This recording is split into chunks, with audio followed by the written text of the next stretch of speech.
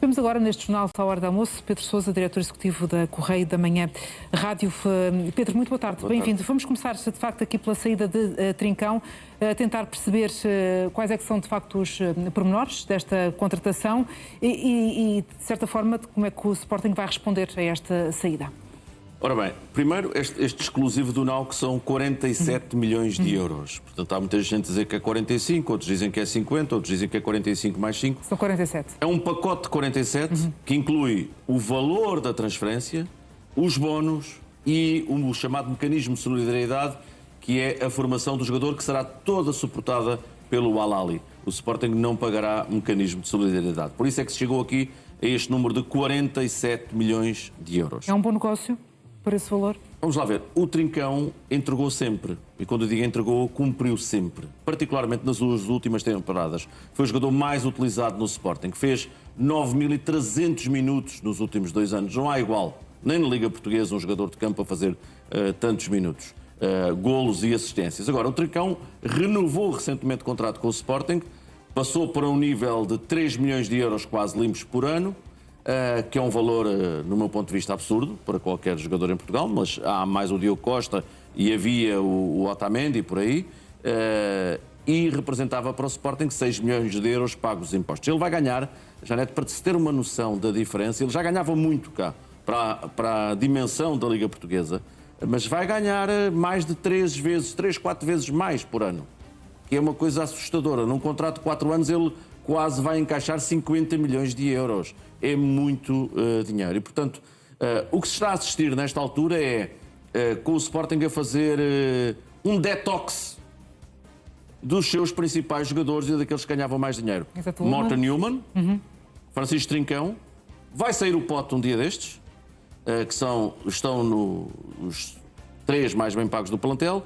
Já tinham saído Morita e Kenda com o negócio, vai sair ainda Bragança e, portanto, o Sporting é o maior desafio de Rui Borges, que é fazer uma equipa, coisa que ele ainda não fez. Toda de novo, não é? Claro, no caso de Trincão, será obrigado a ir ao mercado por mais um 10. Há algum em vista, não? Não, o que eles vão fazer já de imediato é atacar o extremo esquerdo. Foram buscar um jovem inglês por empréstimo, Jess Derry, e vão comprar um extremo esquerdo.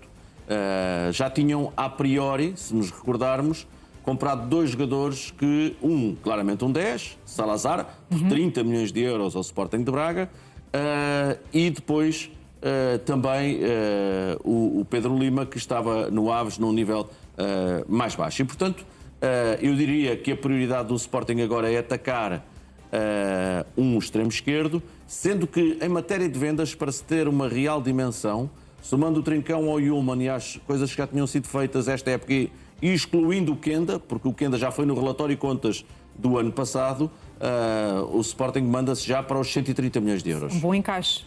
130, mas vai acabar, eu creio que ir nos 160, 170.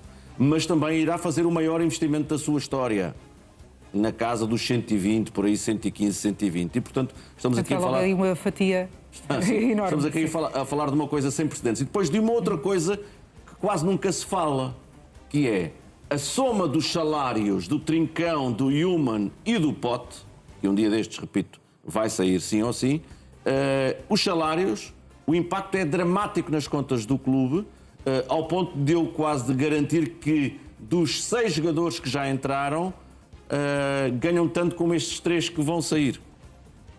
E, portanto, por isso eu falava em detox. Então há um equilíbrio, na verdade, entre saídas e entradas, é isso? Não, no final do dia, em matéria de transferências, vão encaixar mais do que vão investir. Mas na matéria salarial vai baixar. Vai baixar porque o impacto do Yulman, do Trincão e do Pote, porque foram conseguindo fazer renovações e, mais do que isso, porque as mereceram.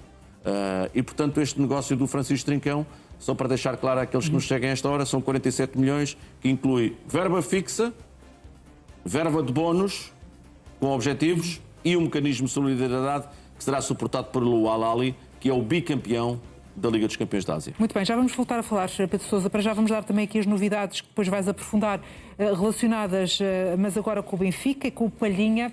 com o Benfica de facto a estar agora mais perto de garantir João Palhinha. O Bayern aceita um empréstimo com opção de compra. Segundo apurou o jornal Record, o clube alemão tem pressa para resolver este processo e está disposto a facilitar a saída do médio, desde que receba os 25 milhões de euros. Nesse sentido, o Benfica sabe que em cima da mesa pode o modelo que mais agrada na Luz, pode ter, ou seja, uma cedência com taxa de empréstimo este ano e o pagamento do restante no final da próxima época. Apesar de haver clubes interessados em João Palhinha que podem pagar no imediato os 25 milhões, até agora nenhum dos que verbalizou a intenção agrada ao jogador. Neste momento o foco do Benfica é chegar a um acordo com o internacional português. Recordo que, tal como já avançámos, João Palhinha admite baixar o salário para jogar no Benfica. Como é que se poderá, Pedro, de facto desenhar este negócio, esta saída de Palhinha? Acho difícil, nestes moldes. Pela informação que tenho desta manhã, o Bayern de Munique ainda não abriu a porta a uma cedência. Portanto, a que o negócio possa ser feito efetivamente por uma cedência. Aquilo que estava acertado entre o Bayern e os representantes de Palhinha, que são o pai e o irmão, é que o Palhinha poderia sair por uma verba de 25 milhões de euros. Depois começou a falar-se nos 20 mais 5. Eu quero aqui recordar que há um ano o Bayern quis, no final do dia, 6 milhões de euros ao Tottenham pela cedência. Ele estava cedido ao Tottenham. E o FII pago pelo Tottenham foi 6 milhões de euros só pela cedência. Depois tinha uma opção de 30 milhões que não foi exercida. E, portanto, o Benfica tem aqui armas, sim, mas eu quero também recordar que o Palhinha ganha 9 milhões de euros por ano. 9 milhões de euros por ano não há ninguém que ganhe em Portugal. Aliás, metade disso, há muito poucos, contam-se por esta mão. Ele tem que fazer um grande desconto para ao Benfica arranjar aqui uma engenharia financeira para o fazer. E, portanto, eu acho que é um processo que provavelmente não vai ser tão rápido como se esperava. A menos que o Bayern, que vai regressar aos treinos, diga nem vale a pena apresentar-te e vamos lá negociar. Agora, só para fechar este assunto, que eu acho que é aqui muito, muito relevante, que é a questão relacionada com os outros clubes que estão interessados nele. Um deles é a Juventus. Podemos avançar isso. Mas há outro em Itália que não é só o Milan de Ruben Amorim. E há clubes na Premier League. Hoje, um jogador do Aston Villa foi vendido ao Manchester United, do internacional belga chamado Tielemans. O Aston Villa é outro dos clubes que quer. O Benfica tem forte concorrência. Tem forte concorrência. Agora depende muito dele, daquilo que ele quer. Eu sei que se tem dito sempre e muitas vezes que ele quer regressar a Portugal por causa dos filhos. É um recém-divorciado, quer regressar para ver os filhos mais vezes, estar mais próximo. Mas a verdade é que, segundo sei, a mãe dos filhos vive perto de Braga ou em Braga. E, portanto, também não é assim uma coisa... Ainda são algumas horas de distância, não, sim. É quase tanto ir de avião a Londres como ir de carro a Braga. E, portanto, creio que é um assunto para acompanhar desportivamente. Inatacável a pretensão do Marco Silva. E ficou muito claro no final do jogo particular do fim de semana. Era isso que eu ia dizer, que impressões é que ficaram, nomeadamente no que diz respeito aqui ao músculo do meio campo. Há essa necessidade, de facto, de reforçar. O Palhinha joga em qualquer equipa portuguesa. Ponto. Portanto, e dimensiona a equipa para outros patamares. Outra coisa que é rigorosamente verdade é que Marco Silva tem no seu ADN treinador, sempre contempla um jogador com estas características. Mas não havendo Palhinha, terá que se procurar uma alternativa. No outro dia jogou com o Barrenete cheia, Rios ainda não chegou, mas quer dizer, não é comparável. Palhinha é melhor, muito melhor que os outros. Agora vai ter que encontrar soluções, provavelmente. Agora, creio que esta transferência de Palhinha para o Benfica é sempre, como é que eu vou chamar isto? Um plus. Se puder acontecer, Palhinha tem que ser um aliado do Benfica em todos os momentos para que isto se possa concretizar. Senão torna-se mais difícil. E é bom perceber da parte do jogador se realmente quer continuar em Inglaterra, como parecia há pouco tempo que queria, porque ele fez tudo para ficar no Tottenham e depois ficou de calças na mão. Porque o Tottenham investiu 200 milhões em dois médios, Tonali e no português Mateus, e não investiu 30 milhões, que era a opção de compra que eles tinham, que não era obrigatória. E, portanto, financeiramente, creio que o Benfica tem que fazer aqui um grande exercício para o ir buscar, porque é só fazerem estas contas. Imagina que ele até custa 20, que eu não acredito que seja, mas que entre o empréstimo e a opção de compra custe 20. Eu não acredito, repito. Ele vai ganhar quê? Um terço do que ganhava?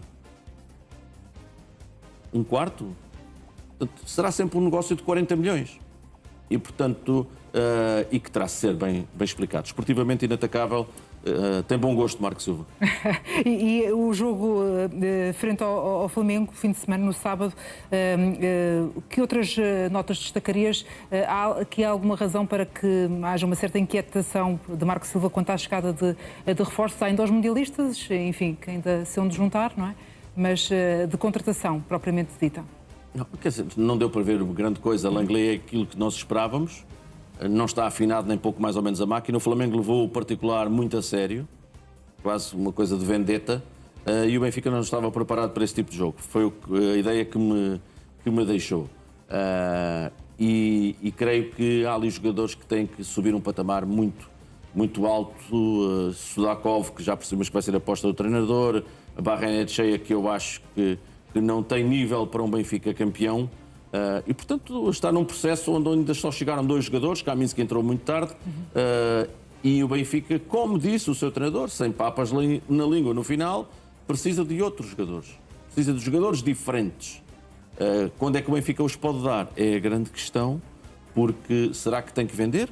Parece-me que sim.